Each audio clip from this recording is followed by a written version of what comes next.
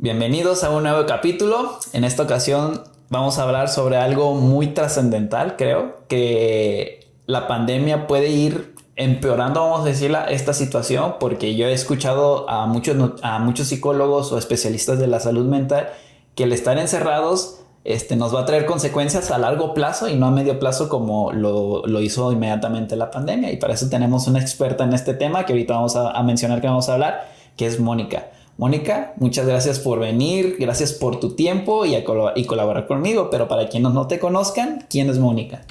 En primer lugar, gracias Ray por la invitación y por la oportunidad de conversar con tu audiencia. Gracias por contribuir también al conocimiento de la salud mental.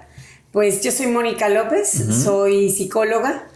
Tengo una maestría en psicología aplicada a la salud, tengo un doctorado en psicoterapia, pero particularmente me he especializado, enfocado, entrenado, estudiado con relación al comportamiento suicida. Okay. Tuve la dicha de estar 28 años trabajando en la Universidad de Colima. Okay. En agosto pasado me jubilé. Okay. Y ahora estoy dedicada de tiempo completo a la atención privada. ¿A tu consultorio particular? En mi consultorio, así es.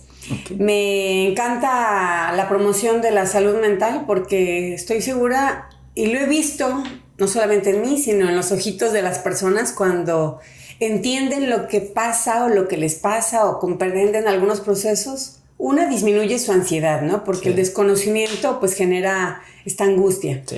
Y cuando tienes la información, y sobre todo si es científica, si es clara, si es oportuna, pues puede ayudar a las personas a tomar mejores decisiones. Entonces, encantada de estar contigo en esta ocasión. Ajá. Y pues dispuesta a que platiquemos. Eso que tocas, creo que yo también en mis muchos o pocos años de experiencia como nutriólogo, tienes toda la razón en cuanto a que cuando las personas entienden el porqué de las cosas, se tranquilizan y dicen, bueno, no es tan malo, pero tengo que hacer esto. Porque, por ejemplo, a veces me llegan, no, es que me dijeron que tengo diabetes, y llegan súper asustados porque no saben ni qué, ni por qué, ni les explican. Nomás les dicen, mira, ¿sabes qué? Pues haces tus pruebas, tienes diabetes. Y ya lo único que les dicen, y ya tú les explicas, mira, la diabetes es esto, esto y esto, pero se puede corregir esto, que en general son hábitos saludables que todos sabemos que tenemos que hacer. Entonces, como que se quedan más tranquilos cuando entienden el porqué de las cosas. Entonces, en la salud mental, me imagino que es igual. Y creo que es más complicado porque entra un poquito la subjetividad, ¿no? De que la interpretación de los hechos de cada persona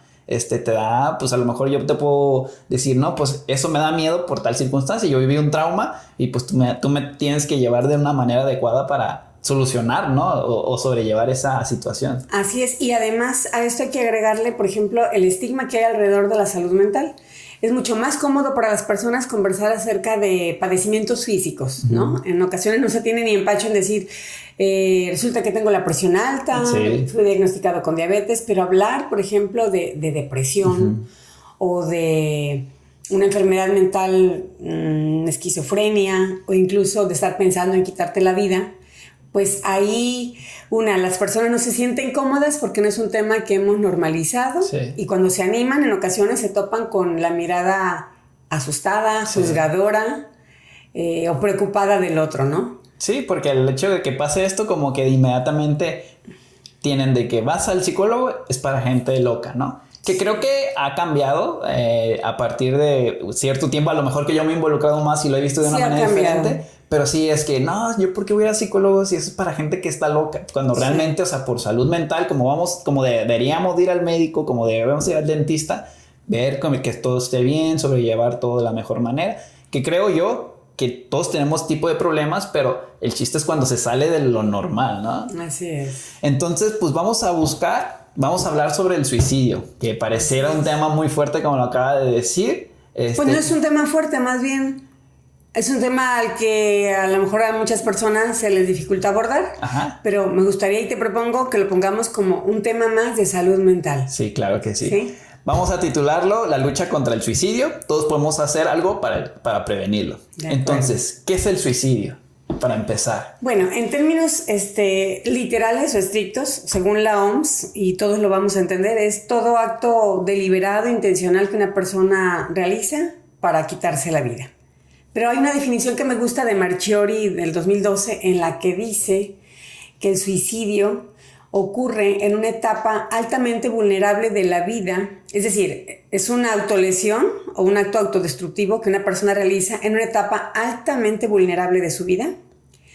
Además, en un contexto familiar o social también vulnerable que no puede hacer algo para contrarrestar la vulnerabilidad de la persona. Uh-huh. Es decir, podríamos entender que el suicidio es un comportamiento contextualmente determinado, ¿sí? Sí. Y entonces, aquí en esta definición, involucramos a todos y todos entramos ahí.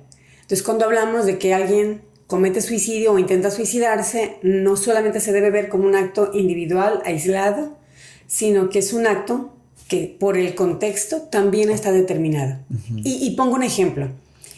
Pensemos que alguien fallece después de 30 años de haber sido fumador y fallece de cáncer de garganta, de pulmones o de lo que sea.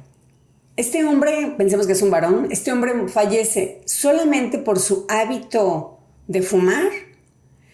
¿Y qué tal que, por ejemplo, las políticas de salud hubieran hecho que hubiera, así como hay grupos de alcohólicos anónimos, grupos de narcóticos anónimos, o distribución, así como hay distribución de preservativos, distribución de parches para dejar de fumar, atención gratuita o acceso o facilidades? Es decir, este varón que fallece como consecuencia de un hábito de 30 años, uh-huh, no solamente fue su hábito individual, también influyeron la falta de políticas públicas de salud, la falta de condiciones adecuadas. Entonces es una muerte contextualmente determinada también. No sé si te da sentido. Sí, o sea... No se trata de quitar la responsabilidad al varón, ajá, al hombre, pero se trata de que entendamos que todos tenemos una responsabilidad. Trasladándola acá a mi área, por ejemplo, la obesidad. A muchas personas dicen, es que el que es gordo porque quiere, pero realmente esto no es así. Esto involucra en la cuestión familiar. Genética, porque, por ejemplo, un niño no decide qué comer, los papás le dan qué comer. Entonces, si el niño es gordito, así no es su culpa. Es porque sus papás le están, por el motivo que sea, trabajan, porque es más rica la comida o lo que sea. Entonces, la familiar ahí. Entonces, la social. También muchas veces, de que vas a socializar y pues hay comidas y generalmente son comidas pues con muchas calorías. Sistema político o de esto, no hay una suficiente promoción, no se le da la importancia necesaria. Ahorita, por ejemplo, que han cambiado los etiquetados, o sea, sí va, todo eso se involucra. Las emociones también, o sea, que eso ya sería personal. Hay personas que se sienten tristes o alegres y comen o no comen, entonces, ¿cómo te canalizas? Y así podemos seguir con un montón de económicos, porque también, si yo tengo mucho recurso, pues a lo mejor tengo más acceso a comer comida saludable, que se tiene este estigma de que es más saludable, ¿no? Que es más cara. Entonces, son muchas cuestiones que si lo ves de una manera global, te das cuenta que no nada más fue la decisión de él por fumar, sino por unas circunstancias políticas, sociales, individuales, familiares, que se lo involucran en el desempeño de la persona, ¿no? Entonces coincidimos en que, así como el estado de salud físico, en este caso, por ejemplo, el peso de una persona, también el suicidio no es exclusivamente el resultado de una decisión personal, sí, ¿verdad? Muy bien. Por ejemplo, ahorita tú mencionaste que es una etapa vulnerable. Sí, altamente vulnerable. Pero esta etapa vulnerable puede darse desde la adolescencia hasta la etapa adulta, ¿o hay una característica que lo detone? O sea, este rango de edad es cuando más vulnerables están las personas. Bueno, es que los sucesos vitales o los acontecimientos que ocurren a lo largo de la vida pueden ser algunos que vulneran en ese tiempo a la persona. Pensemos, por ejemplo, una familia, una pareja en edad madura, uh-huh, 50 años aproximadamente. En ese rango es posible que tengan hijos entre 25 o 30 años y quizás salen de casa. Entonces hablaremos del nido vacío. Okay. Entonces, ese hecho, la ausencia o la partida de los hijos de casa puede vulnerar temporalmente en lo que se adaptan a esta nueva realidad, a esta pareja. Pero entonces diríamos que la suma de muchos factores pueden vulnerar. Pero es cierto, sí hay rangos de edad. Por ejemplo, a nivel global, y México no es la excepción, para el grupo de 15 a 29 años de edad, las causas de muerte, una de las principales causas de muerte, primera, segunda causa de muerte, tiene que ver con muertes violentas. Muertes por accidentes viales, por homicidios o por suicidios. Entonces sí hay un rango de edad. También, por ejemplo, ser un adulto mayor. Pero ser un adulto mayor con ciertas características. Ser un adulto mayor, por ejemplo, que esté aislado o en soledad, que esté enfermo, pero sobre todo un factor de riesgo que puede ser como muy precipitante es que sea consumidor de alcohol. Okay. Entonces, sí hay, o sea, hay diferentes, todos vamos a atravesar etapas vulnerables de nuestra vida, pero lo contrarrestamos con factores protectores o se empeora si tenemos muchos factores que nos vulneran o muchos factores de riesgo. ¿Sí? Okay. Entonces, vamos a decir que sí hay un patrón, pero puede ser cualquier etapa. A lo mejor yo a los 30, ahorita que estoy en los 30, puedo empezar a tener ciertos sucesos, no vamos a indagar en qué, pero que me puedan vulnerar esa parte. Igual muchos pensarían los adolescentes son los más vulnerables por los cambios físicos, porque retan a la autoridad o ciertas circunstancias, pero puede darse, pero sí hay patrones adolescentes, vamos a llamarlo de 15 a 20 años, a 29 años y adulto mayor. Sí, y prácticamente todo el ciclo vital es vulnerable, susceptible de cometer suicidio, excepto obviamente los más pequeños, porque ellos pues desconocen la autolesión, ¿no? Okay. Muy bien. ¿Existe algún comportamiento de estas personas que llegan a hacer este tipo de actos, de intentar suicidarse o llegar al acto de suicidarse? ¿Hay un comportamiento o un patrón que podamos identificar? Bueno, si siguiéramos como una línea del tiempo, ¿qué podríamos nosotros observar? Cambios significativos en las personas. Para eso necesitaríamos conocer a las personas o tener una idea. Pensemos en la señora o el señor que atiende en la tienda de la esquina. No somos amigos, no la conozco, pero yo en general puedo conocer que si saluda o no saluda, que sonríe o no sonríe. Y resulta que un día llego a comprar y descubro que está llorosa o sumamente irritable o no hace contacto visual, o en su aliño y cuidado personal ve un descuido, es decir, cambios significativos en la persona. Y aquí podemos usar un acróstico que nos puede ser de utilidad a cualquier persona, aunque no seamos profesionales de la salud. El acróstico SACA, ¿sí? Okay. Este acróstico lo propone la doctora Ana María Chávez, profesora e investigadora de la Universidad de Guanajuato. Y la S, es decir, este acróstico nos ayuda a identificar cambios significativos en las personas en 4 áreas. Okay. En sus sentimientos o emociones, la S, en acciones o hechos que estén ocurriendo alrededor de la persona, la C en cambios de comportamiento, okay, y en la A en amenazas, ya sea verbales o no verbales, de quitarse la vida. Okay. Entonces, ¿a quién deberíamos prestar atención? A personas que tengan cambios significativos. Si alguien de pronto empieza a tener pues más irritabilidad, se involucra a lo mejor en peleas, empieza a ausentarse de clases, a incumplir con su entrega de trabajos, ha ocurrido un evento alrededor reciente, relevante, significativo, traumático o no traumático. Bueno, alguien puede decir, terminó la novia, eso no es traumático, pero para otros sí. Exactamente. Entonces, aquí el reto como sociedad, como familia, es que estemos atentos a los demás, que estemos conscientes del otro y de la otra y de sus cambios. ¿Sí? Entonces son señales que podríamos atender. Y el riesgo, por ejemplo, de determinar riesgo suicida, de identificar, es que no siempre estas señales están asociadas con riesgo suicida. En ocasiones son una respuesta normal a lo extraordinario que está pasando. Por ejemplo, alguien pierde un amigo, lo termina la novia, no entró a la escuela, reprobó, y observamos todos estos cambios. ¿Está mal? No, es una respuesta normal, algo extraordinario que no esperaba. Pero lo que tenemos que hacer es identificar si sí están vinculados a riesgo suicida o no. Entonces es una línea muy delgada entre la normalidad por un hecho, como me lo acabo de mencionar, a tenemos este problema, este comportamiento, por así decirlo. ¿Cuál sería la diferencia de saber si sí o si no? Tendríamos que investigarlo. Como amigo, familiar, digo, sí, porque son las personas que más conocemos a las personas, ¿no? Así es. Y Ray, yo creo que tu programa puede ser una oportunidad muy valiosa para que entendamos que no se requiere ser un profesional de la salud mental para poder interrumpir una crisis de riesgo suicida o detectar el riesgo. ¿Sí? Entonces, ¿qué es lo que deberíamos hacer en primer lugar si nosotros identificamos estas señales de cambio? Hay una técnica que se llama QPR, por sus siglas en inglés: preguntar, persuadir y derivar. Si yo observo a una amiga, a un vecino, a un familiar, a un compañero de trabajo, a un maestro, con cambios significativos en lo que ya mencionamos, acercarme y preguntarle: La forma más fácil de saber si alguien está pensando en quitarse la vida es preguntarle, ¿estás pensando en quitarte la vida? ¿Estás pensando en hacerte daño? Yo creo que, pero todos tenemos miedo de preguntar eso. ¿Por qué? ¿Por qué, Ray? ¿Por qué crees que sería, o sea, por qué crees que habría un miedo? Pues a que la respuesta sea sí, ¿no? Claro. Y entonces, ¿qué hago? ¿Qué hago con todo esto, no? ¿Qué hago con esta respuesta? ¿Qué tal que me diga que sí? Lo que debemos entender es que no necesitamos que todas las personas nos convirtamos en terapeutas o en psiquiatras.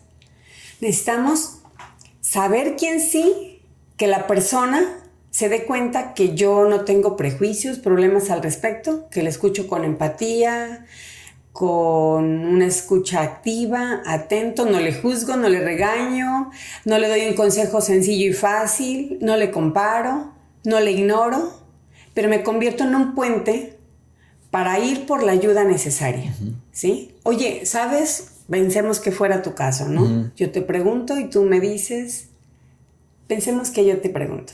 Oye, Ray, yo te he visto diferente estos últimos días. No sé, antes eras como más platicador, te encantaba la fiesta, ahora te niegas a salir, cerraste tus redes sociales, ya no quieres hablar. Estoy preocupada, sé que pasó algo difícil en tu familia en estos días. Temo por ti, incluso pienso que podrías estar pensando en quitarte la vida. O sea, ¿hay algo de eso? Dime que sí. No, pues la verdad es que últimamente pues han pasado muchas cosas en mi casa y la verdad pues sí lo he pensado.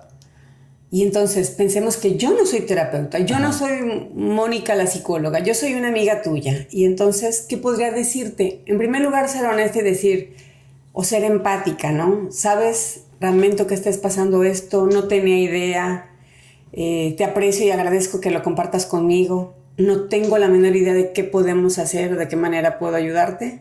Lo que te ofrezco es que busquemos ayuda. ¿Me aceptas la ayuda? ¿Me prometes que no te vas a hacer daño en lo que buscamos ayuda de mientras? ¿Puedes hacerme esa promesa? Yo te ofrezco estar al pendiente de ti, que busquemos quién te pueda ayudar. Ok. ¿Sí? Entonces la idea es esa. La idea es que no temamos hacer la pregunta sabiendo que cabe la posibilidad de que nos digan que sí. También cabe la posibilidad de que no nos digan. O sea, que sí lo esté pensando, pero que te digan que no. Así es. Pero si nosotros enviamos el mensaje, pensemos, yo te pregunté lo mismo y dime que no. Oye, Ray, es que me preocupa tanto que incluso pienso que podrías estar pensando en hacerte daño. ¿Hay algo de eso? La verdad sí he estado pasando por cosas muy difíciles, pero ni loco me haría algo a mí mismo. Bien, entonces paréntesis técnico. Yo no te voy a decir, ay, qué bueno, porque los que se suicidan están bien mal. No. Entonces, ¿qué haría? De acuerdo, entiendo. Pero mira, Ray, te quiero decir algo. Ahora entiendo que las ideas suicidas son más comunes de lo que uno pensaba. Si en algún momento de tu vida te surge esta idea, por favor no dudes en buscarme. No tengo idea de cómo lo podríamos resolver, pero te ofrezco que busquemos ayuda, ¿de acuerdo? Entonces, la idea es dejar abierta la puerta. Ok. Ni siquiera en terapia, en ocasiones a la primera te confiesan o te contestan, ¿de acuerdo? Pero la idea es que le des a entender a la otra persona que eres alguien que no le va a juzgar, que no le va a regañar, castigar, ignorar, que no te vas a burlar, sino que vas a buscar ayuda. Y puede ser una gran oportunidad para que la persona hable de lo que le preocupa o que entres dentro de su lista de las personas a las que puede acudir. Ok. Muy interesante. Porque creo que lo más común es eso, como que darle una carga emocional a la persona. Uy, qué bueno, porque no están bien locas las personas. O ese tipo de comentarios que a veces pensamos que no tienen peso, pero pues a una persona que está pasando por una situación difícil, pues puede ser la diferencia entre busco ayuda o termino ejecutando la acción, ¿no? Así es. Muy bien. ¿Toda la persona que se autolesiona intenta suicidarse? Fíjate que no, y es bien interesante esto que preguntas porque una cosa es decir, en términos literales y estrictos, un intento suicida es una autolesión, pero hay autolesiones sin fines suicidas, ¿sí? Okay. Autolesiones no suicidas, le vamos a llamar. Aquí hay que sacar de este grupo, por ejemplo, los tatuajes o las cosas que se pueden o no hacer en el cuerpo, que claramente es una autolesión, hay una intención, pero no de quitarse la vida. Tiene otros fines. Entonces un tatuaje es una autolesión. Es una autolesión porque estás causando un daño a tu cuerpo. Una perforación. Una perforación. No, ¿sí? Nunca la había visto de esa manera. Un tatuaje, un delineado de cejas y ojito sí, okay. Es una autolesión. Pero no tiene la idea o el objetivo de quitarse la vida. Por ejemplo, también los aspectos religiosos. Hay ciertos rituales de algunas religiones que implican un daño a su cuerpo, pero no tiene el propósito de quitarse la vida. Okay. Quitamos estas, pero hay otras autolesiones que sí tienen toda la intención y deseo de hacerse un daño, pero no de morir, ¿sí? Uh-huh. Aquí entonces la gran diferencia es la intención final. Pero fíjate Ray, y fíjense todos, ¿no? Sí. Hay autolesiones que, vamos a ponerlo, hay intentos suicidas que prácticamente por el método es imposible que alguien se quite la vida. ¿Como cuál? Que alguien se cachetee, uh-huh, se golpee con los puños en el cuerpo. Pero si la persona dice que quiere quitarse la vida y se está golpeando, tirando del cabello, se está golpeando la cara o el cuerpo, ese es un intento suicida, sin daño, o leve, pero es un intento suicida, ¿sí? Uh-huh. Pero hay autolesiones no suicidas que pueden provocar incluso un mayor daño. Por ejemplo, el cutting, ¿sí? Sí. Pero el cutting son heridas superficiales que no buscan acabar con la vida, pero sí buscan provocar un dolor. Las causas son diferentes, ¿sí? Aquí podríamos hablar, por ejemplo, de esta necesidad de lidiar con un dolor emocional, y esta estrategia de la autolesión le permite enfocarse en esto, que aunque es doloroso, es más tolerable que este otro dolor emocional que la persona experimenta. Pero aquí hay una advertencia que me gustaría hacer. Las autolesiones no suicidas, que de hecho pueden empezar entre los 10 y los 15 años de edad, es la edad de inicio más o menos, es un antecedente importante de riesgo suicida. Es decir, inician sin ser un riesgo suicida, okay, y con el tiempo evolucionan y puede ser. De hecho, las personas que se autolesionan sin intención suicida tienen hasta 60 veces más de probabilidad de cometer suicidio comparado con la población general. Hay un estudio poblacional muy grande que se hizo, que se documentó, y de personas que se autolesionaban sin intención suicida, y se encontró que después de 9 años el 5% aproximadamente se suicida. Entonces, sí se calcula, por ejemplo, que los adolescentes, un porcentaje importante de los adolescentes cometen hasta 4 autolesiones en su vida, en algún momento, ¿sí? La mayor, alrededor del 30% de las causas de internamiento psiquiátrico de los adolescentes tiene que ver con una autolesión no suicida. Pero entonces entendamos que la autolesión también es una conducta que se debe atender, okay, no se debe ignorar, ¿sí? O sea, no siempre es esta tendencia pero podemos decir que es el primer aviso porque puede agravarse y terminar en este acto de suicidio. Así es. ¿Y qué podría ocurrir? Que estas personas, por ejemplo, que se autolesionan sin fines suicidas, pero como una estrategia para lidiar, por ejemplo, ese es un marco teórico explicativo, para lidiar con un dolor que resulta insoportable, pero hay otros marcos explicativos. Por ejemplo, uno que tiene que ver con el resultado de un aprendizaje. Pensemos sobre todo en nuestra crianza mexicana, ¿no? Los errores, ¿cómo se corrigen en casa? Pues con castigos, ¿verdad? Sí. Ya sea físicos o con una reprimenda o con una humillación del niño o la niña, el adolescente. Entonces, ¿qué se aprende? Que cuando la riegas, mereces un castigo. Sí. Mereces, cuando te sales del carril, cuando no te sabes comportar, pues mereces entonces una sanción. Y la autolesión no suicida surge como una alternativa. También hay otro contexto, cuando las personas fueron invalidados en su forma de expresar sus emociones. Pensemos este ejemplo. Un adolescente que no ha adquirido las habilidades para autorregularse emocionalmente, no le dejan salir a una fiesta, no le dan permiso y se desborda emocionalmente, ya sea en un mega berrinche, llora, y entonces padre o madre, ¿qué hace? Mira, nada más ya vas a empezar. Sí. Y así menos te voy a dejar ir. Menos, y desde mariquita, histérica, hasta todo lo que se te pueda ocurrir, ¿no? Uh-huh. Pero esto es sistemático. Entonces, cuando el ambiente es invalidante y el niño, la niña, el adolescente, la persona carece de habilidades para autorregularse y está en un ambiente invalidante, lo que aprende y entiende es que lo que siente es incorrecto. Entonces, una forma de acallarse es autolesionándose, ¿sí? Entonces, bueno, hay varias explicaciones de la autolesión no suicida, pero lo que quiero poner énfasis es que es un predictor importante de riesgo suicida si la persona en algún momento de su vida no adquiere las habilidades para, en lugar de optar por la autolesión, opte por otra estrategia para lidiar con lo que está sintiendo. Ok, muy bien. Por ejemplo, cuando yo estaba en el bachillerato surgió esta tribu urbana, le llamaban, de los emos, que una de las características de esto era de que pues se supone que eran emociones, por eso se llamaban emos, y se decía, no sé, yo no conocí uno, no tuve un amigo cercano, pero que se autolesionaba, ¿no?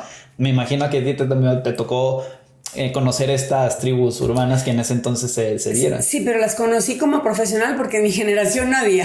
No, sí. Fue algo que duró en el bachillerato, que te estoy hablando hace 15 años, sí. Y pues duró yo creo que 5 años y poco a poco fue diluyéndose, vamos a decir. Sí. Al contrario de otras tribus como los punks o los metaleros, que ahí siguen, ¿no? Sí. Pero sí, como vamos a decir que fue una moda, pero sí fue... Sí, y tienes razón, también la conducta autolesiva puede ser por observación, por aprendizaje, por encajar, por ser parte de un grupo, también puede ser. Que aquí caería esta parte de... Aquí podría ser. Muy bien. ¿Cuáles son las causas principales por las que las personas optan por el suicidio? Fíjate que no podemos hablar en salud, específicamente en riesgo suicida, de causas, porque cuando hablamos de causas hay una relación directa entre la causa y la consecuencia. Pensemos que tuviéramos que fuera una hoja de papel, y si yo aquí acerco un cerillo o un encendedor prendido, y obviamente se va a quemar la hoja. El fuego es causa de que se queme la hoja. En el riesgo suicida, en el comportamiento suicida, no existen causas, existen factores. Cuando hablamos de factores, hablamos de probabilidad. Entonces, es la combinación de ciertos factores o variables que puede en algunas personas disparar la conducta suicida y en otras personas con las mismas variables puede no. Pero en términos generales sí se identifican como grupos de riesgo. Por ejemplo, factores de riesgo, vamos a llamarle distales. Aquellos que no forman parte de la vida actual de la persona, sino que forman parte de su historia, pero que dejan una marca, una huella significativa, como cuáles. Pero ojo, no todas las personas que presentan estos factores van a presentar riesgo suicida, ¿de acuerdo? Porque ya dijimos también que a mayor número de factores, mayor el riesgo, pero puede ser contrarrestado por factores individuales muy importantes. Entonces, ¿como cuáles factores de riesgo distales? Por ejemplo, la ausencia temprana de papá o mamá por la causa que sea, porque murió, porque se divorciaron, porque estaba enferma, una enfermedad incapacitante, porque nunca le conoció. Haber estado en un contexto, por ejemplo, en los primeros años de su vida, en un contexto socioeconómico adverso, sobre todo si es pobreza extrema o carencias significativas. Enfermedad mental de los cuidadores o del niño, mental o física, sobre todo grave, ¿sí? Haber sido víctima de violencia, ya sea víctima secundaria, es decir, observó la violencia entre papá y mamá, en el contexto familiar, en su ambiente. Empeora si fue víctima de violencia directa. Empeora obviamente si fue una violencia pues mucho más agresiva, por ejemplo sexual, si el agresor era cercano, y ahí va empeorando, ¿no? Esos son factores de riesgo distales. Hay quienes no tienen ningún factor de estos y en cierta etapa de su vida, vulnerable, en un contexto vulnerable, presentan conducta suicida, ¿sí? También es más probable cuando la transición a la adolescencia fue compleja. No te quisiera balconear, pero pensemos en tus amigos adolescentes que tuviste, ¿sí? Tú dirías que la mayoría de tus amigos, cuando fuiste adolescente, eran el típico adolescente al que le puede temer uno, rebelde, agresivo, fuera de control, a lo mejor con conductas de mucho riesgo. ¿Dirías que la mayoría era así? No, son contados. ¿no? Son contados, ¿sí? ¿Verdad? Sí. Entonces, es más probable... Si yo no era así. No, sabemos, yo te creo, ¿no? Cuando la transición a la adolescencia fue compleja, cuando hubo dificultades con la autoridad, con uno mismo, la aceptación con el cuerpo, esta parte, ¿sí? Luego, si las personas han tenido o se han expuesto a eventos traumáticos, y actualmente o a partir de la pandemia, más la inseguridad, más todas las cosas que uno puede vivir de manera individual o familiar, pues la exposición a eventos de alta carga emocional, eso genera como una vulnerabilidad. Entonces hay factores distales y luego hay factores proximales, que en el ahorita tiempo actual... vamos a entrar en estos... Ahora los proximales, ¿sí? Los distales eran aquellos que estaban como lejos de la vida de uno, pero los proximales son los que forman parte de nuestra vida actual. Por ejemplo, en nuestro estado actual de salud, ya sea física o mental. Si tenemos obviamente una enfermedad física o mental, nos vulnera más. Si el contexto en el que nos encontramos, llámese escuela, familia, trabajo, colonia, ciudad, es un contexto adverso, entonces empeora o es un factor de riesgo, ¿no? Si la persona lo ha intentado, es un predictor muy importante, sobre todo en los siguientes 6 a 12 meses. Si la persona está pensando en quitarse la vida, es un factor proximal significativo, ¿sí? Y hablamos también, por ejemplo, de factores gatillantes o las llamadas causas que luego vemos en las redes sociales o como titulares de los medios de comunicación, de las noticias, ¿sí? Se quitó la vida porque lo terminó su novia, encontró a su esposo con otra, le quitaron su celular, lo humillaron en público. Esa es la gota que derrama el vaso. El problema de estas notas es que minimiza la dimensión del problema, ridiculiza a la persona porque es como decir que bobo, porque le quitaron el celular, intentó quitarse la vida o se suicidó. No, esa es la gota que derrama el vaso. Ese es el gatillante, ¿sí? Lo que dispara. Es como la punta del iceberg, ¿no? Sí. Pero hay un trasfondo que no nada más fue esa situación, sino que a lo mejor en la experiencia vivió todo esto que me acaba de decir, no todas, pero ciertos patrones que lo detona. Así es. Y algo muy importante son los factores individuales. Bueno, dos cosas pueden contrarrestar de forma muy significativa el riesgo suicida. Pensemos que la persona tiene todos los factores de riesgo distales y proximales, pero tiene dos grandes fortalezas. Tiene una sólida red de apoyo. Red en la que la persona confía. Porque podría estar todo el mundo frente a ti, Ray, y decirte, Ray, cuenta conmigo.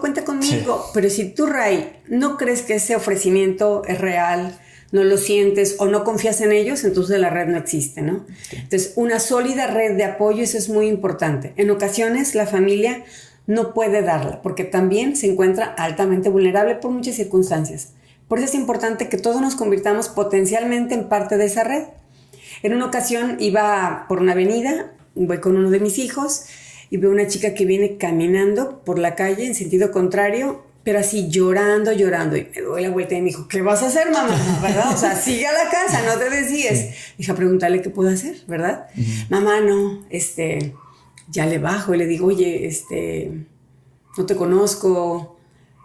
Independientemente de eso, soy psicóloga, dime si puedo hacer algo por ti, ¿necesitas ayuda? Bueno, se soltó llorando mucho más, pero me dijo, no, muchas gracias, y se fue. Pero bueno, puedes ofrecer la ayuda, ¿no? Okay. Entonces, la sólida red de apoyo es algo que puede contrarrestar todos los otros factores. Y otra es los factores individuales. Hay flores que crecen en medio del pantano y del desierto, ¿no? Las personas que tienen la flexibilidad mental, la capacidad de pedir ayuda y de recibir ayuda, el sentido del humor, la capacidad de adaptarse, las habilidades para relacionarse con otros, con uno mismo, son habilidades que le salvan la vida a cualquiera, ¿sí? Porque te puedes topar con lo peor, pero es lo que haces con la interpretación de ese hecho lo que te puede llevar al hoyo o decir qué difícil está esto, pero he de salir adelante, ¿no? Que son como que estas historias que salen en los medios de comunicación de que extraordinarias, ¿no? Este muchacho lo dejó su papá, nunca lo conoció, vivió en un ambiente muy pobre y ahorita es el mejor jugador, el empresario más rico, o sea, como que se da y como que dice, no manches, mira, pues sí, pero son pocas personas los que pueden sobresalir a esto, ¿o sí? No. La buena noticia es que todos tenemos la capacidad de recuperarnos. O sea, tenemos el potencial de ser resilientes. de que nos pase un vendaval, nos deja despeinados, nos bate, nos tira, nos raspa, pero levantarnos. La mayor, el mayor porcentaje. Y de hecho tiene lógica, porque fíjate, Ray, de tus amigos, a lo mejor si conoces un poco sus historias, ¿cuántos no vienen de matrimonios disueltos? Sí. ¿Cuántos no han estado en adicciones? ¿Cuántos no han tenido relaciones sentimentales traumáticas? ¿No? ¿Cuántos se han visto expuestos a, por ejemplo, balaceras cruzadas? ¿Han presenciado? La mayoría, y no están tan malos, ¿sí? Sí. Tú dices, Ray, si la mayoría de tus amigos están mal, la mayoría nos sobreponemos, ¿de acuerdo? Sí. Entonces tenemos esa capacidad. Hay otras personas que van a desarrollar trastornos retardados, hay personas que van a reaccionar muy mal de inmediato, pero se van a ir recuperando poco a poco. Hay personas que van a reaccionar muy bien y van a ir empeorando con el tiempo, ¿sí? Okay. Entonces, cada cabeza y cada caso es un mundo aparte. Aquí dentro de las causas que me dijiste que no son causas, son factores, me dijiste. Factores. ¿Puede haber un factor genético o no? No se conoce como tal un factor genético. De lo que hablamos, por ejemplo, es que se estima que alrededor de entre el 5 y el 8% del total de los suicidios están relacionados con otro. Es decir, hablaremos más bien de un aprendizaje. Entonces, es más probable que si en casa hay una persona que se quitó la vida, alguien más pueda también optar por esa, vamos a llamarle así, estrategia de afrontamiento, ¿sí? Porque si somos sinceros, el suicidio, diríamos que es parte del repertorio de las alternativas que las personas tienen para resolver los problemas o conflictos, ¿no? Hay quien, vamos haciendo una lluvia de ideas, Ray, hay quien, no quiere decir que eso hagamos, ¿no? Sí. Hay quien, ante las dificultades adversas de la vida, opta por echarse una o muchas copas de alcohol. Sí. ¿Cuál otra? Drogas en general, o sea, marihuana, salir de fiesta o cualquier tipo de droga en general, ¿no? Bien, sí, que le permita desenfocarse de esto que está viviendo, ¿no? Hay quien, por ejemplo, se enfoca en comer, ¿no? Comer mucho. Otros en ir al gimnasio, por ejemplo, hacer ejercicio, se someten a ese régimen y súper estrictos también. De acuerdo. Hay quienes prefieren dormir. Dormir, prefieren estar inconscientes o dormidos que afrontar lo que viven, ¿no? Sí. Pues es... Y hay quienes optan por quitarse la vida. Entonces, el reto es que ampliemos el repertorio de nuestras habilidades o estrategias de afrontamiento. Ampliar el repertorio a estrategias no autolesivas, pero que te sean útiles, que te funcionen, ¿verdad? Ok. ¿Qué lleva a una persona que ya vivió con todo esto a ver como una opción el suicidio? ¿Qué pasa por la cabeza o cómo podríamos tratar de entender a este tipo de personas que están pensando o que lo llegaron a hacer? Fíjate que yo me he encontrado dos grandes grupos en la consulta, ¿no? A los que les toman por sorpresa y llegan casi corriendo diciendo, oye, ¿qué crees? Estoy pensando en suicidarme, ¿no? Okay. No es literal, o sea, pero sí, es así, les toma por sorpresa, ¿de acuerdo? Les toman por sorpresa y puede ser como resultado, pues, de muchas situaciones, ¿no? Obviamente necesitan conocer que el suicidio existe para incorporarlo como una opción. Puede ser resultado, por ejemplo, de la ingesta de algún psicofármaco. Hay algunos fármacos que como efecto secundario puedes dar la aparición de ideas suicidas. Okay. Hay algunos trastornos de estados emocionales, sobre todo de tipo depresivo, en los que la falta de sentido de existencia, hablamos de la anedonia, la falta de capacidad para disfrutar de la vida. O sea que, bueno, yo lo voy a decir de esta manera, tú me dices, está bien. Una falta de filosofía personal, o sea, voy a vivir por tal cosa, por ejemplo, unos en la religión, otros quiero ser el mejor entrenador, otros quiero ser el mejor artista, como que esa falta de filosofía pudiera interpretarse. Puede interpretarse así, es una forma de explicarlo, así como que de pronto la vida pareciera que no tiene sentido.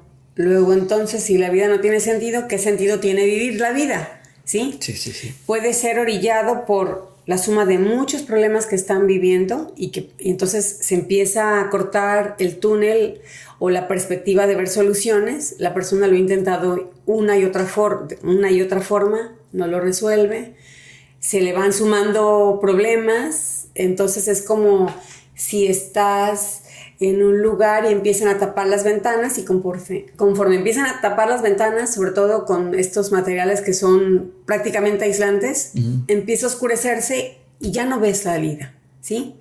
Esto puede estar provocado también por estados depresivos, no en todos los casos, pero debemos señalar que en la mayoría de los casos las personas que se suicidan o que piensan en suicidarse transitan por trastornos del estado de ánimo, sobre todo de tipo depresivo.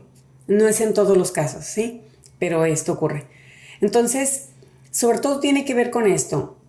Una forma como sencilla de predecir riesgo suicida es preguntarle a la persona si cree que la vida tiene futuro o tiene sentido vivirla, ¿no? Pensemos que alguien dice, no, yo no creo que las cosas vayan a mejorar y yo no le veo sentido a vivir la vida. Lo que sigue es pensar en que no tiene caso vivir la vida, ¿no? Entonces, ¿cómo es el estado emocional? Tenemos dos grandes estados, ¿no? Hay personas que pueden estar agitadas, pero puede ser como consecuencia de un trastorno mental grave, por ejemplo, por intoxicación, abstinencia de alguna droga o alcohol, o en un estado psicótico donde hay alucinaciones, sobre todo auditivas de comando, es decir, una persona que escucha voces y que estas voces le dice que se quite la vida, ¿no? Ese sería como un estado emocional. A esto que una persona escucha voces, ¿cómo se le llama? Es una alucinación de tipo auditivo y de comando. Y aquí, fíjate, Ray, que es algo interesante. Deberíamos saber que por rango de edad, los varones en la primera mitad de los 20, es decir, entre los 20 y los 25, estadísticamente pueden llegar a presentar un primer episodio psicótico. Y las mujeres en la segunda mitad de los 20, entre los 25 y los 30. Pero, particularmente en Colima, con el acceso, a veces es más fácil, no lo digo por experiencia, sino lo digo por conocimiento, es más fácil acceder a metanfetaminas que a marihuana o a tabaco, ¿no? Es decir, desafortunadamente, por tener un importante puerto, finalmente es un camino de tránsito de droga, no toda logra pasar, mucha se queda. Entonces, el acceso a drogas, sobre todo duras, está incrementando el riesgo o la aparición de estos primeros episodios psicóticos en jóvenes. ¿Cómo los identificamos? Y es sencillo, el problema es que normalizamos o vemos normal algo que claramente no está bien. ¿Qué encontramos? Algún amigo o amiga que de pronto empieza a hablar de cosas raras, bizarras, diferentes, ¿no? Por ejemplo, empieza a sospechar que alguien le persigue, ¿sí? Que hay una confabulación atrás de él, o esta celopatía, empieza a pensar que el intendente de la escuela le trae ganas a mi novia, aunque ni se conozcan, ¿no? Y empieza a sospechar de él y... Entonces, estos cambios significativos en el comportamiento, pero hablaremos de un comportamiento desorganizado o de un discurso desorganizado que no tiene lógica, que tú dices, a ver, déjame buscar, sumar y juntar las piezas, no cuadra.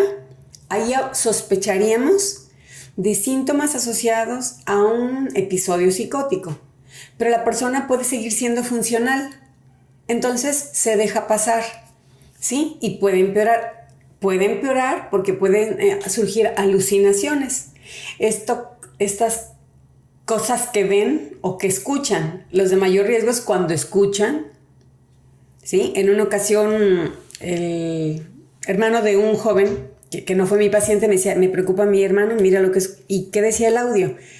Es que estoy cansado de hablar con esta conciencia con la que no se puede hablar, dice que soy una llave, dice que estoy abajo, dice que no valgo nada, dice que me quite la vida, ¿verdad? Entonces ahí evidentemente de inmediato se debe derivar a psiquiatría y atención psicológica. Entonces aquí es una gran oportunidad también para hacer conciencia de que el cambio desorganizado de conducta y de discurso es un signo inequívoco de brote psicótico. Okay. Si se atiende con oportunidad, se puede convertir en episodio único. Si no se atiende, así lo dejan. Pues sí, ¿quién sabe con qué ondas anda ya mi hijo, o mi sobrino o mi amigo, no? Sí, pero después de 2-3 años ya hay un franco deterioro, ya se convierte en esquizofrenia, ya hay un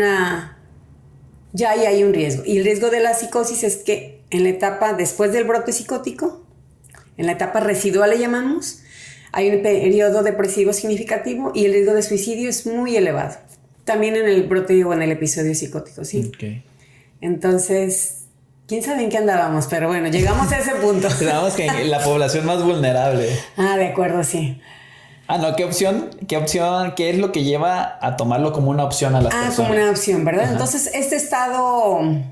Entonces decíamos dos grandes grupos, personas que están prácticamente con una alteración significativa en su conciencia, en su comportamiento, en sus pensamientos. Hablaríamos de personas con efectos secundarios por intoxicación, abstinencia de alcohol, drogas, un episodio psicótico o incluso una depresión grave.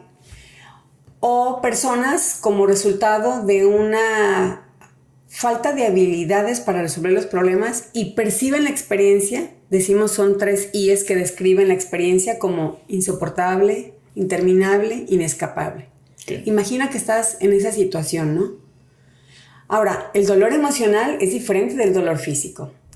El dolor emocional, ¿dónde te lo señalas? ¿Sí? Sí, no. Hay quien dice que es un dolor incluso más agudo y más insoportable y fuerte que un dolor específico, por ejemplo, de un cáncer en fase aguda y acompañada de dolor, ¿sí? Entonces, cuando el dolor se percibe como insoportable, cuando no hay esperanza de que esto termine y cuando no hay forma de que puedas aliviarte, pues pareciera que el suicidio puede resultar como una alternativa viable en estos casos, ¿no? Okay. ¿Cuál es la población más vulnerable? Ya decíamos, ¿Qué características pueden tener hombre, mujer, edad, no sé, ocupación? No sé si hay una relación. Bueno, decíamos que, una vez más, no porque cumplan las variables hay el riesgo, pero es más probable, por ejemplo, que las mujeres cometan más intentos y los varones se suiciden más. ¿Por qué? Porque el método que utilizan las mujeres suele ser menos letal y los varones suelen utilizar, es decir, a la primera o lo intentan y lo logran con mayor efectividad que las mujeres. Entonces hay una diferencia. Ser varón es más probable que lo logres y las mujeres lo pueden intentar más, ¿no? También hay, por ejemplo, la ocupación, ¿sí? Estar desempleado y tener una fuerte carga y necesidad económica, deudas, puede ser esa una condición. En el caso de los varones, estar casados y tener hijos puede ser un factor protector. En el caso de las mujeres, no, tener hijos puede ser un factor protector.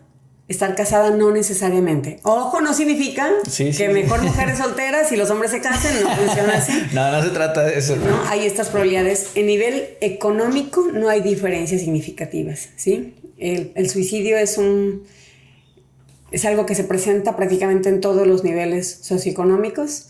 En ocasiones incluso un nivel socioeconómico alto puede permitir acceso a medios, no, son igualmente letales porque en ambos casos pueden optar por medios letales, ¿sí? Y ya hablábamos de los estados de salud y de los grupos poblacionales. Ya dijimos que de los 15 a los 29 el riesgo es mayor. Los otros grupos siguen, pero ser adulto mayor, y aquí es un llamado importante para la sociedad y para todos, ¿no? Dejar en aislamiento a nuestros adultos mayores, no visitarles, no una vez por semana, no tener una red de apoyo sólida alrededor de ellos. Si le agregamos enfermedad y si le agregamos sobre todo consumo de alcohol, el riesgo es muy alto de suicidio, ¿sí? En ocasiones se han encontrado adultos que se quitaron la vida y se descubre de su muerte cuando empieza el cuerpo a entrar en descomposición. Entonces tenía el hombre o la mujer días ahí y nadie se daba cuenta. Es decir, la persona estaba aislada, ¿no? ¿Qué señales o qué comportamientos podemos encontrar en una persona con comportamiento suicida?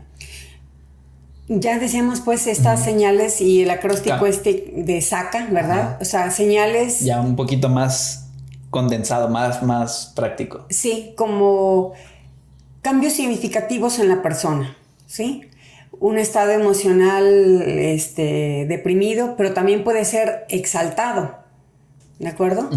Que haya habido eventos alrededor de la persona significativos, que la persona esté dejando de hacer, esté haciendo algo más, por ejemplo, está comiendo de más, durmiendo de más, o al revés, o empezó a hacer mucho más ejercicio, pero no como eventos aislados, sino identificar varios factores y luego si le agregamos algún hecho significativo alrededor, entonces ahí tendríamos que preguntarnos, ¿estará pensando en quitarse la vida? Y tendríamos que acercarnos y hacer la pregunta como ya decíamos hace rato. Okay. Y como tú lo mencionas, el hecho de que tenga 1, 2, 3 o de estos que acabamos de hablar, que sería como que un identificador de que sí el riesgo sea muy alto de que la persona esté pensando y lo vaya a hacer. Ah, bien. Bueno, hay criterios, por ejemplo, muy específicos como para determinar riesgo inminente, agudo o proximal, le llamamos. ¿Sí? Es decir, cuando es casi un hecho. Y una, que se haya intentado quitar la vida recientemente. Recientemente es en las últimas semanas, sobre todo. Porque, ojo, hay una ventana de riesgo de 6 a 12 meses. Si alguien intenta suicidarse hoy, los siguientes 6 a 12 meses, el riesgo es mayor. Okay. Pero o sea, sí, lo va a volver a intentar. Es más probable. Y pongo este ejemplo. ¿Tú alguna vez has participado en alguna carrera? Yo nunca. ¿Carrera de qué? De así, por ejemplo, de correr. Ah, sí. De un kilómetro. ¿Ah, sí? Sí, 50 kilómetros. ¿En serio? Sí. Eso, Ray. Sí. Oye, ¿y la primera vez te acuerdas hace cuánto fue? La primera bueno, he hecho muchas, pero yo creo que en 2017, 2016, algo así. ¿La primera? Uh-huh. Y en la primera que te inscribiste, en cuanto viste el letrero dijiste, va, ¿me inscribo? ¿O te lo pensaste? Fue como que unos amigos, güey, vamos a hacer esta carrera. Entonces, pues, nunca lo he hecho. Y fue casi como que, vamos a decir que automático, pero porque unos amigos iban a ir. Ah, de acuerdo. Bien, tú eres la excepción, Ray. Muchas personas... Es que aparte yo también no sé si tenga que ver, toda mi vida he hecho deporte. Entonces bien. Es algo familiarizado para ti, exactamente, ¿no? Desde que estaba en la primaria yo estaba en la selección de natación y jugaba fútbol. Entonces como que no fue que me inmersí en el deporte de un golpe, ajá, sino que pues es algo parte de mi vida y siempre he sido así. Ah, bien. Entonces sí, definitivamente tú sales del ejemplo. Ajá. Pensemos en alguien que no utiliza el deporte como parte de su vida o su estilo de vida, uh-huh, y de pronto se topa con muchitos carteles y esta nueva cultura que empezó a haber, ¿no? De sí, más carreras. Entonces le proponen, pero se lo pregunta un buen tiempo, ¿no? Se mantiene ambivalente, ¿lo hago o no lo hago? ¿Por qué no lo hago? O sea, si lo hago, no, y si hago el ridículo, sí, y si no llego, y si no termino, y qué necesito hacer. Pero una vez que se decide, y te pregunto, ahora sí, una vez que te decidiste... ¿La siguiente hacerlo fue más fácil para ti? Sí. ¿Inscribirte a la siguiente? Mira, esa situación que me acabas de describir fue cuando quise empezar a hacer podcast o videos. Ah, bien. Eso ¿Era algo nuevo? Se puede trasladar bien, totalmente para acá. No me gustaba tomarme fotos, no me gustaba escuchar mi voz, video muchísimo menos. Yo no era de subir nada a mis redes sociales. Entonces, yo estaba en este proceso de que quiero hacerlo, pero ¿qué va a decir la gente? Se van a reír de mí, se van a burlar de mí, lo voy a hacer fatal, me voy a ver bien menso. Entonces sí estuve como yo creo que unos 5 meses pensando en lo voy a hacer, porque aparte es cómo lo voy a hacer. Entonces como que tenía mucha incógnita alrededor de esta situación. La primera vez que lo grabé pues estaba así. O sea, ¿te salió bien a la primera? No me salió bien. Duré una semana en ver el video porque me daba pena. Ni siquiera te animabas. No me animaba a verlo. De hecho, se lo mostré primero a mi novia. Ay, no, se ve bien, que no sé qué. Y ya después yo lo vi y dije, para subirlo otra semana. O sea, ya pasó. Ya dije, hasta que un día dije, lo programé cuando estaba ocupado, me fui. Y cuando estaba ocupado se publicó. Entonces yo ya no estaba pendiente, ya terminé, ya vi, pues ya. Pero sí, la primera vez fue muy difícil, ya después fue más sencillo. Y ahorita voy a decirte que para mí ya no representa un reto, vamos a decirlo. Qué ejemplo tan ilustrador, porque pasa casi exactamente lo mismo en casi todas las personas. Okay. Una vez que intentan, o sea, para intentarlo la primera vez, hay este periodo de ambivalencia. De hecho, hay personas que pueden tener años ambivalentes, uh-huh, pensando, ¿de acuerdo? Pero una vez que lo intentan, pues y sobreviven, es más probable que lo vuelvan a hacer, okay, pero además afinando el método, ¿de acuerdo? Okay. Mejorando aquello que falló, sí, tomando más precauciones, haciendo ensayos, mejorando los preparativos. Entonces, estamos intentando describir en qué casos diríamos, oye, el riesgo es altísimo. Ya dijimos que si ocurrió en los siguientes 6 a 12 meses, el riesgo está, pero es altísimo el riesgo cuando el intento fue... se clasifican por nivel de gravedad, sobre todo cuando el intento fue de moderado, grave, gravísimo, o sea, que tenía altas probabilidades de provocar la muerte en la persona o al menos un daño, y que fue en las semanas anteriores, en los días o semanas anteriores, ahí. Son criterios ahí, la suma de muchos factores, ¿no?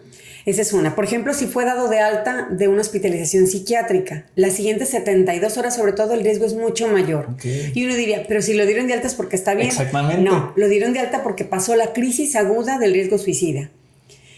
Pero no necesariamente. Y luego la mejora repentina en hospitalización puede estar vinculada. El equipo médico puede decir, la persona ya está mejor. Sí, pero la persona está mejor porque ya tiene claro cómo va a resolver su problema y es quitándose la vida. ¿Sí? Okay. Entonces, el alta hospitalaria, sobre todo psiquiátrica, en las siguientes 72 horas, si la persona tiene, le llamamos ideas suicidas de gravedad. Estas ideas suicidas de gravedad es cuando la persona piensa prácticamente todos los días o la mayoría de los días, los últimos días, hay quien tiene meses pensando todos los días en quitarse la vida. Empeora cuando tiene un plan, mientras más específico el riesgo es mayor. Si tiene acceso a los medios letales, empeora. Si ha hecho preparativos también. Y si tiene la intención de hacerlo. Hay personas que tienen, por ejemplo, todo el deseo de hacer ejercicio, ¿no? Sí. Estoy segura que aquí, yo por eso no vengo contigo, ¿no?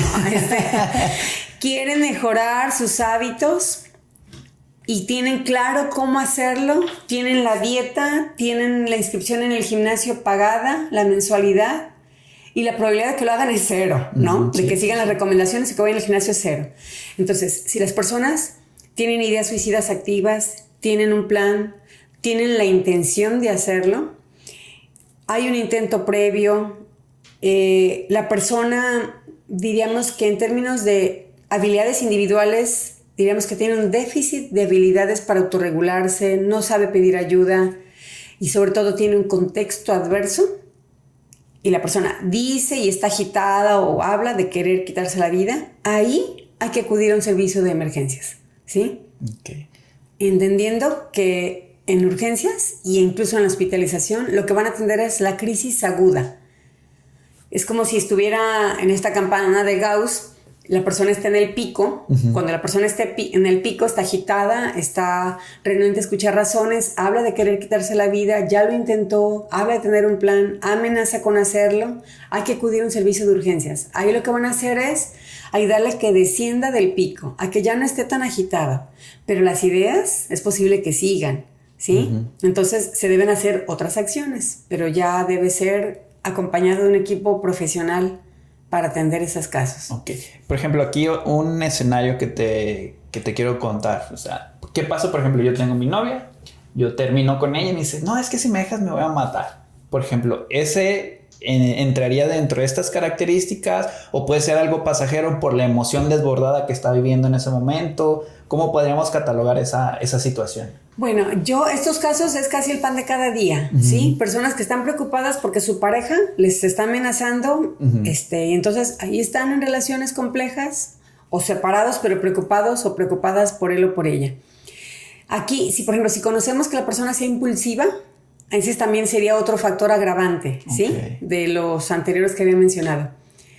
¿Qué tenemos que hacer? Primero, entender cuál es nuestro papel.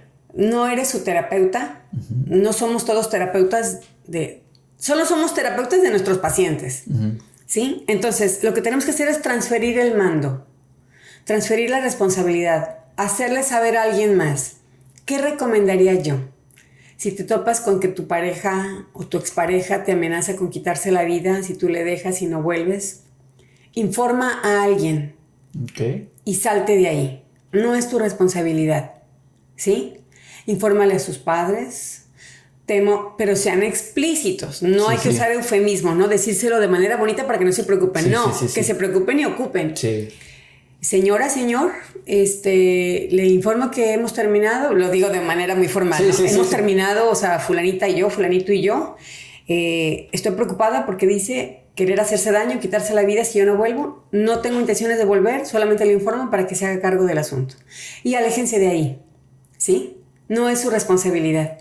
Pero sí sería negligente no comunicarlo a alguien. También sería negligente quedarse ahí y pretender, bueno, pues seguir para que no te quites la vida. Es negligente porque eso no va a resolver el problema y solamente vas a estar mal tú también. Okay. es normal también que las personas en un momento de su vida llegan a tener estos pensamientos, ay, me quiero morir o algo por el estilo. Porque mira, yo recuerdo que en una ocasión no me dejaron ir al cine, no sé qué. Y pues yo en mi berrinche decía, ay, ya me voy a morir, que ya no quiero vivir. O sea, pero pasó esa emoción, vamos a decir, ese berrinche y ya, o sea, no volvió a cruzar por mi cabeza, pero sí es, vamos a decir, lo que dentro de lo normal. Es normal. De hecho, es muy frecuente que, por ejemplo, la población universitaria, 18, 25 años, piense con mucha frecuencia en querer morir. Son cosas diferentes. Querer morir a querer quitarte la vida. Okay. ¿De acuerdo? Entonces hablamos de un espectro del comportamiento suicida. El espectro, o sea, el rango, la forma más simple son las ideas o fantasías de muerte. Cuando las personas hablan de lo bueno y los beneficios de la muerte, de que morir está bien, de que las personas cuando mueren descansan, si yo muriera descansaría. Ahí están hablando de ideas o fantasías de muerte, ¿sí? No de querer quitarse. Otras son las ideas suicidas. Ahí sí cuando la persona habla de querer morir, pero hay ideas suicidas, hay ideas suicidas, ¿no? Hay expresiones que son de uso coloquial, me quiero morir, ¿cuánto trabajo tengo, no? Quisiera dormirme y no despertar, nunca, estoy cansadísima.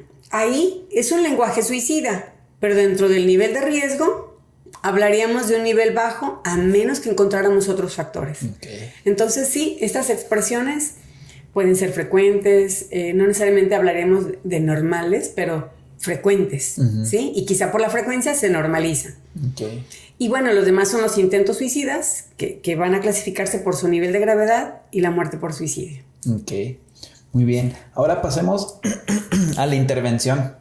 Tú sospechas de mí, tú eres mi hermana. ¿Qué tienes que hacer para salvarme? Ya platicamos ahorita en este supuesto que ya te dije que sí.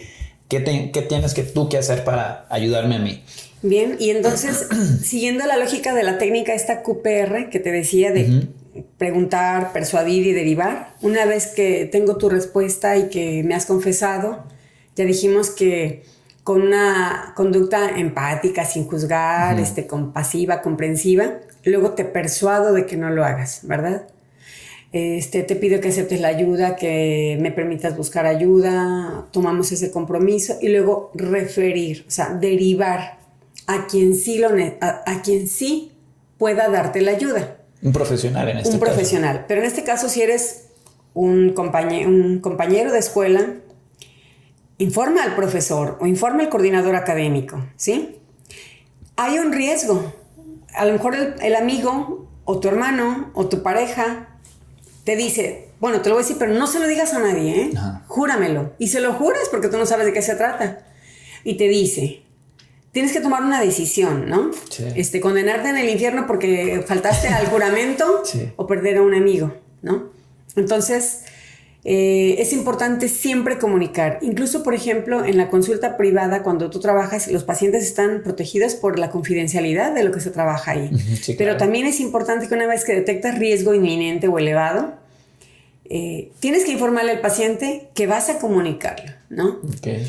Pudiera llegar al caso que te demande porque sí, pero se privilegia la vida por sobre cualquier otra cosa, ¿sí? Entonces hay que informarlo. Ahora, la forma de comunicar una mala noticia también es importante. No es lo mismo que llegues diciendo, es que mi hermano se quiere quitar la vida, maestro se quiere quitar la vida. No, comunica las cosas, los hechos como son, sin emoción, ¿no? Pregunté a mi amigo, he observado esto, le pregunté y habla de querer quitarse la vida. Le ofrecí buscar ayuda. Transfiere el mando, como los paramédicos, cuando son llamados a un servicio. Pensemos que hubo un tiroteo y hay personas en la calle heridas. Llega la ambulancia, se bajan los paramédicos, pero la balacera sigue. Los paramédicos no se van a meter en medio de los balazos y los delincuentes no van a parar para que entren los paramédicos, ¿no? Llegan, toman al herido cuando se puede, cuando está segura el área, y eso es algo muy importante. En primer lugar, hay que asegurarnos que estamos nosotros a salvo, ¿sí? Entonces, aseguran el área, toman al herido, lo llevan al hospital. El paramédico no vuelve el día siguiente a preguntar cómo sigue su herido que llevó el día anterior. Sí. Transfirió el mando y la responsabilidad a alguien más y ahí termina su papel. Okay. Ese sería nosotros. Nosotros seríamos el paramédico. Somos el paramédico. Necesitamos transferir el mando y llevarlo a alguien de que se haga cargo. Como amigos podemos continuar como te ha ido, pero aquí también hay un riesgo importante. Hay quienes, por ejemplo, se van a convertir como en por ejemplo, tú eres mi amigo, yo te confié, tú me ayudaste a recibir ayuda y entonces tú te conviertes también en mi coterapeuta porque yo a ti te cuento todo y todo y todo. Y llega un momento en que tú, Ray, estás agobiado por todos mis problemas, ¿no? Pero como en un momento pensé en quitarme la vida, pues ¿cómo me dices que ya no te cuente? También son habilidades que necesitamos desarrollar. Y también es un momento, en algún momento tenemos que aprender a decir, ¿sabes? Lamento que estés sintiéndote que haya pasado todo esto. Estoy feliz que estés recibiendo ayuda. Me he sentido muy mal. Me siento un poco agobiada. Te quiero pedir que hagamos una pausa, un paréntesis a esos temas y disfrutemos de otra forma. Y si no lo entiendes de forma más clara, decir, ¿sabes qué? No te puedo ya escuchar. Sabiendo que ya está a cargo de alguien más, ¿no? Sí, sí. Ya no te puedo escuchar, yo estoy viviendo ahora muchas cosas y me siento sumamente agobiado. También es importante marcar un cerco alrededor de nosotros para preservar nuestra propia salud mental. Okay. Y las cosas que no debemos de hacer es no juzgar a la persona, ¿no? O sea, no minimizar el problema. Ay, estás loco, ya se te pasará, no seas débil, el suicidio es para cobardes, que es algo que también es una frase que se suele frecuentar mucho, ¿no? Sí. O sea, no desvalidar la emoción de la persona cuando te está confesando esta situación, ¿no? Es correcto. O incluso retar, ¿no? Ya siempre sales con eso, de si te vas a quitar la vida, de verdad quítatela. No se recomienda, no habría que hacerlo nunca. Otra cosa que dicen es que el que se quiere suicidar no lo dice, simplemente lo hace, ¿no? Ese es un mito. La evidencia por eso, pero se suele decir, si realmente lo quisieras hacer, ya lo hubieras hecho y no hubieras dicho nada. Un ejemplo. Así es. Y la evidencia indica que al menos 8 o 9 de cada 10 personas que se suicidaron dieron señales. Y a 1 o 2, a su contexto no le dio sentido. Es decir, la mayoría da señales, ¿sí? Uh-huh. Entonces, sí, es cierto. A lo mejor, sí, es que desde secundaria sale con eso. Sí, pero desde secundaria está con ese malestar. Sí. Y no ha adquirido y no ha ampliado su repertorio de habilidades. O sea, siguen sin llevarle y sin ayudarle a que adquiera esas habilidades, ¿no? Uh-huh. Hasta que lo hace. Okay. ¿Sí? Y todas las personas, ya me dijiste que no, pero vamos a poner otros contextos que suele suceder. Dices que no todas las personas que están deprimidas o tienen depresión se suicidan. ¿En qué contexto, por ejemplo, que una persona no esté deprimida suele recurrir a esta alternativa? Sin ningún trastorno mental. Entonces, personas sin ningún trastorno mental pueden, ¿sí? ¿Por qué? Porque puede ser que el evento que experimentan puede ser, en su experiencia, mega devastador, ¿sí? Y si tienen a lo mejor un antecedente, pensemos que a temprana edad tuvieron una pérdida significativa o sufren de apego inseguro y de pronto por alguna razón, lo vimos mucho en la pandemia, las personas llegaban a un servicio de salud por un malestar, entraba el familiar y salían, decían, se queda, tiene COVID y ya nunca más le veían porque además se quedaban, le intubaban, fallecía, ¿no? Y ya no te dejaban verlo porque te iba a infectar, así vamos a decirlo. Entonces ya no había despedida y no había cuerpo además porque había que incinerarle, ¿no? Entonces, es decir, eso es algo importante, Ray, que debemos entender. No se requiere tener una enfermedad mental o tener algún problema grave para que el riesgo suicida pueda ocurrir. Y creo que tampoco es espontáneo, necesita ocurrir algo que detone. Que detone, ¿no? Porque creo que es algo que se relaciona mucho. Estaba deprimido, se suicidó. Pero a veces pudiera que no y que fuera una de estas situaciones que tú me dices y lo detona, ¿no? Así es. Muy bien. Ahora, ya identifiqué que necesito ayuda. Bueno, que tú necesitas ayuda en el caso de que yo te estuviera ayudando a ti y no conozco a ningún psicólogo, ningún terapeuta, nada. ¿Dónde puedo recurrir por ayuda? O sea, brincándome a lo mejor al maestro, algo más directo, alguna línea de teléfono, alguna institución, algo por el estilo. Y fíjate, de entrada debemos saber algo, que el acceso a los servicios de salud, sobre todo de salud mental, es una realidad. Se estima que, por ejemplo, para el 2030 van a hacer falta cerca de 18 millones de profesionales de salud para atender las necesidades que va a haber en aquel entonces. Este es un reporte de la OMS que salió en el 2019, antes de la pandemia. Habría que ver si después de la pandemia, ¿no? Entonces, por ejemplo, estadísticamente se estima que en nuestro país hay 3.4 psiquiatras por cada 100,000 habitantes. Okay. Entre 11 y 12 psicólogos por cada 100,000 habitantes. Es decir, hay pocos profesionales para la población. Luego, si tú vas, por ejemplo, a un sistema de salud pública y quieres acceder a un psicólogo o a un psiquiatra, pues necesitas a lo mejor llegar vía urgencias diciendo que quieres quitarte la vida para que ese día o el día siguiente te deriven a atención de salud mental. Si no, el camino por la vía, por medicina familiar, pues va a tomarte 2, 3, 4, 6 meses, ¿no? Sí. También siempre puedes acudir en lo privado, pero ya sabemos también que tiene un costo y que no necesariamente todas las personas van a poder acceder. Entonces, ¿cuáles son las alternativas sin costo? De entrada, en todos los DIF municipales hay un departamento de atención psicológica. Okay. En todos los DIF municipales y en DIF estatal. Esa es una alternativa, ¿sí? Entonces hay que tener bien claro cuál es el domicilio, el horario, y ahí que yo sepa es sin costo, y si es un costo quizás es simbólico o mínimo. Esa es una alternativa. Otra, por ejemplo, los centros de integración juvenil. En centros de integración juvenil, además de que hay atención psicológica, recordemos que uno de los factores que pueden incrementar el riesgo son las adicciones. Entonces, atender las adicciones es una forma de prevenir el suicidio. Esa puede ser una. También hay una línea que se llama la línea de la vida. Es una línea del gobierno federal, el 800-911-2000. Okay. Esta línea funciona 24/7 los 365 días. Ahí atienden sobre todo de 3 tipos de casos: de violencia, de adicciones y de riesgo suicida. ¿Qué pasa si llamas? Yo llamo y valido las líneas, ¿no? Para ver cómo funcionan. Tú dices, oye, es que estoy pensando en quitarme la vida. Claro, no hice el engaño, pero dije, oye, soy profesional de la salud y me gustaría saber cómo funciona. Entonces, si tú hablas de querer quitarte la vida, ellos te derivan con una persona, con un médico o con un psicólogo, dependiendo del profesional que esté disponible, y te dan los primeros auxilios psicológicos vía telefónica. Pero la ventaja de esta línea es que ellos tienen un directorio nacional de a dónde puedes acudir. Entonces, ese número es importante, 800-911-2000, ¿sí? También hay, por ejemplo, el call center de la UNAM. Ahí no es un número 0800, tiene costo. La llamada, 55 50 25 08 55, esa es una línea. También en Colima tenemos la línea mujer, el 075. Esa línea mujer atiende situaciones relacionadas con violencia, que vivir en un contexto de violencia es un factor de riesgo, sí, sobre todo proximal y precipitante, y ahí dan atención no solamente legal, sino también psicológica. Y finalmente el 911, que es una línea de emergencia nacional, en Colima obviamente también la utilizamos. Uh-huh.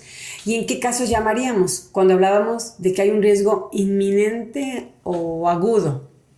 Mi hijo amenaza con quitarse la vida, está encerrado, tiene un arma, no hace caso, no atiende. Entonces se activa el 911, los servicios de emergencia, y ahí entonces pues llegan los primeros respondientes, ¿sí? Ok. Muy bien, entonces estas son las líneas, vamos a decir que gratuitas, a las que podemos acudir. Gratuitas, así es. Ahora, por ejemplo, yo pensaba en suicidarme, nadie se ha dado cuenta. ¿Qué me recomendaría? ¿Qué consejo le darías a esa persona que lo tiene en mente, lleva 6 meses pensando en ello? Nadie se ha percatado, no le ha dicho a nadie, ni ha mostrado interés, y no tiene como que brincar directamente a buscar ayuda profesional o contarle a un amigo? ¿O qué le recomendarías a esta persona? Bueno, en riesgo así hay que acudir con un profesional, ¿verdad? Entonces, brincar directamente. Porque a lo mejor yo no le quiero decir porque se van a preocupar mis papás y van a estar sobre de mí, no me van a dejar en paz, eso me va a empeorar las cosas. Entonces, brincar directamente. Yo solito, pero son como acciones simultáneas. Yo recuerda que te decía que 2 cosas pueden contrarrestar de manera significativa el riesgo, y es la red de apoyo. Entonces, una cosa es, no delates más, no tomes más tiempo en ir a buscar ayuda profesional. Pero otra, haz una lista de las personas que pueden hacer algo por ti. A lo mejor hay alguna amiga a la que ni de chiste le contarías, pero es una amiga con la que te vas a divertir, que te puede ayudar a distraerte y a sentirte mejor. Uh-huh. A lo mejor hay un tío que siempre tiene el consejo sabio y quizá a él le puedes confiar y le puedes pedir orientación. Hay otro amigo que es bueno para escuchar, le dices, oye, no me digas nada, solamente escúchame, ¿sí? Entonces la idea es que uno tenga bien claro cuál es la red de apoyo, ¿quién me puede servir para qué? Suena raro, pero es lo cierto. Muy egoísta, sí, pero... Así es, o sea, ¿quién me puede beneficiar de qué forma? Entonces, tener esta lista. También que sepas tú que tienes y que estás pensando en quitarte la vida y que lo has pensado y que tienes tiempo y que no lo has hablado nunca con nadie. Entender que ocurre como una estrategia, como una forma de lidiar con algo que no estás pudiendo lidiar. Pero hay que entender que el suicidio es una decisión, una medida definitiva para algo que puede ser temporal. Pensemos, por ejemplo, en el caso del divorcio o del aborto.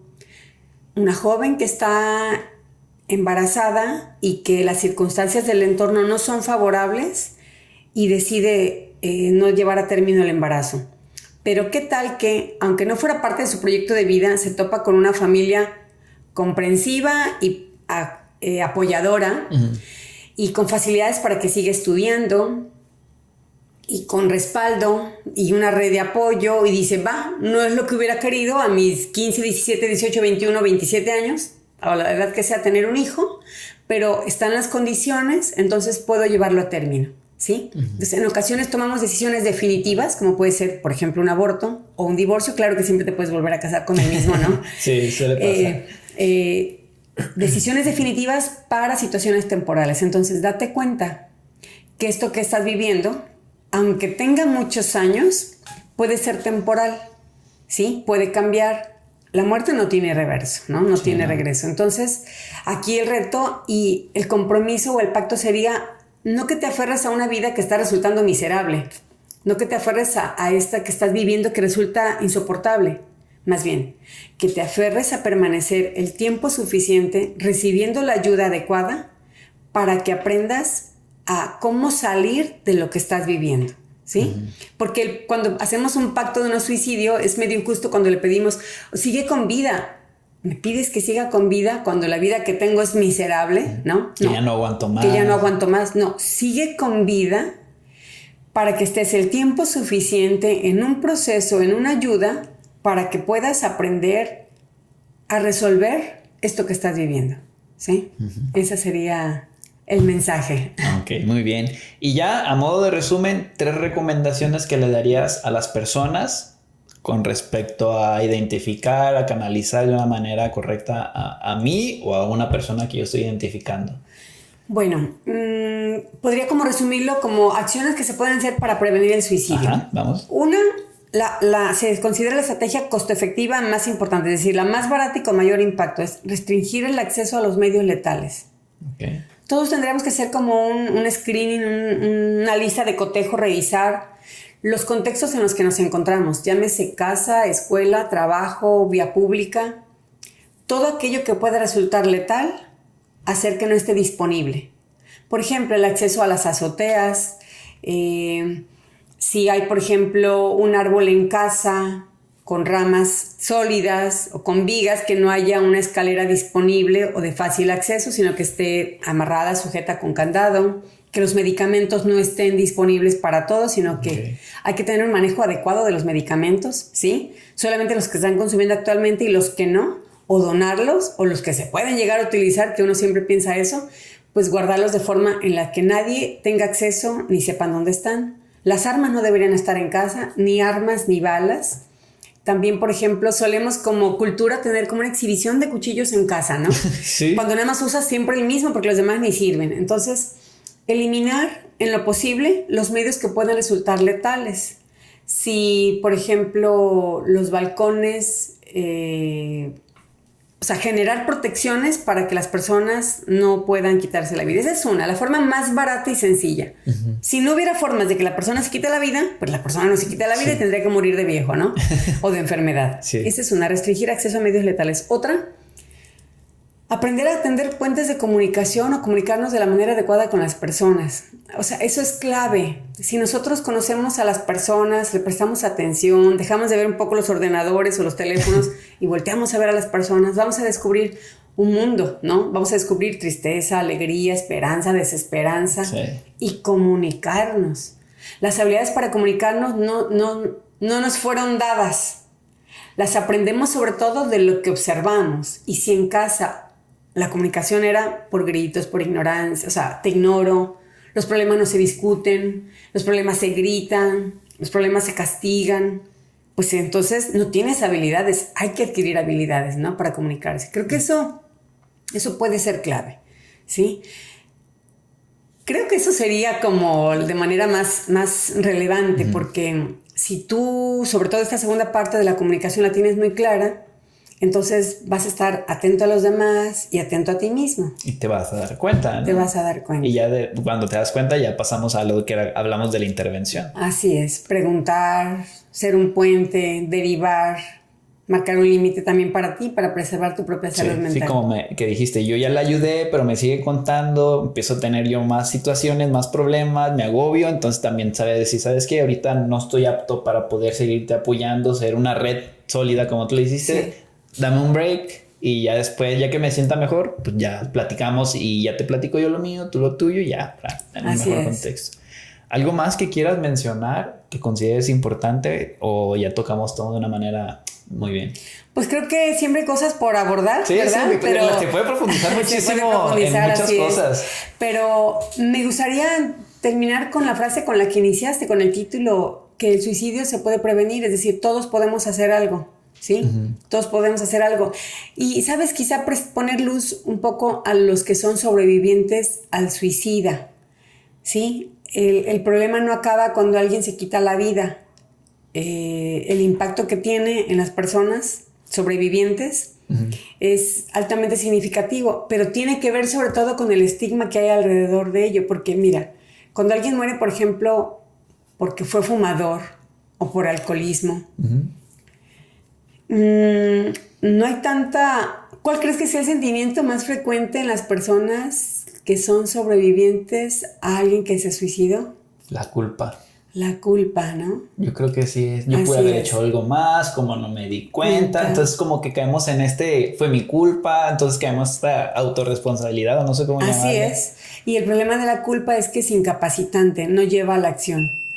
Entonces, eso es importante, tomar en cuenta que los sobrevivientes del suicida también deben recibir ayuda y son sobrevivientes, no solamente su núcleo más cercano, sino también los compañeros de la escuela, del trabajo. Sí, puedes caer en que es un punto muy importante, o sea, las personas que ya pasó esta situación, mi hermano, o sea, ¿yo qué tengo que hacer a partir de ahí? Entonces, no responsabilizarnos por esta situación y qué hacer, esta persona que tendría que hacer. Siempre se recomienda, miren, siempre va a haber un proceso de duelo normal, va a haber un malestar, pero y ya sabemos que las personas tienen capacidad de recuperarse, pero si las cosas no mejoran, por el contrario, empeoran, hay que acudir a orientación psicológica. Y lo mismo, el mismo proceso. El mismo proceso. Y ya no, a lo mejor no se van a suicidar, pero no que caigan en depresión y que no salgan de este bucle, ¿no? Sí, resignificar la experiencia, ¿no? Es un hecho que ha ocurrido. ¿Y qué pasa conmigo y qué vamos a hacer? Ok. Sí. Entonces, pues ya vimos qué es, cuáles son las causas, que no son causas, sino son, ¿qué? Factores de riesgo. Factores de riesgo. Cómo identificar, o sea, qué patrones, cambios en la conducta, los factores externos, o sea, familiares, los internos, ¿Qué hacer si detectas a alguien? Ajá. ¿Qué hacer? Y pues cómo sería la intervención, que eso ya sería con un profesional, y pues en casos de ayuda gratuita. Así es. Creo que aprendí mucho, tío, desde que me propusiste el tema, bueno, vi que te dedicabas a eso y dije, vamos a aprovechar este tema. Me puse a leer y la verdad se me hizo muy interesante y no pensé que hubiera una ciencia tan alta alrededor de todo esto. Sí, hay marcos teóricos específicos para atender conducta suicida, hay manuales, hay pautas o guías de actuación. Muy bien. Muy bien, Mónica, y pues, ¿dónde te podemos encontrar? Bueno, pues hacerles una invitación a que me sigan en mi página, en Facebook, doctora Mónica Odette López, /psicoterapeuta. Ahí comparto contenido relacionado con la salud mental y particularmente con el comportamiento suicida. También estoy en un consultorio en Tercer Anillo Periférico número 80, Residencial Esmeralda Norte. Ahí es en el grupo de atención pediátrica, GAP. Por cierto, no atiendo menores de edad, solamente mayores de edad, pero ahí estoy Pueden hacer citas al 312-245-0843. Muy bien, pues ahí yo les voy a poner en resumen en las anotaciones del video, ahí lo van a poder ver. Y pues muchas gracias, Mónica. Creo que es un tema bastante interesante que se le tiene que dar mucha difusión, que vamos a decir que está estigmatizado como hablamos al inicio, y esperemos que esto sea de ayuda para alguna persona que esté viviendo o esté conociendo a alguien que identifique que esté en este riesgo de suicidio, ¿no? Gracias, Ray, por esta contribución. Estoy segura que sí se va a lograr ese objetivo. Muy bien, pues es todo por mi parte y nos vemos hasta la próxima. Chao.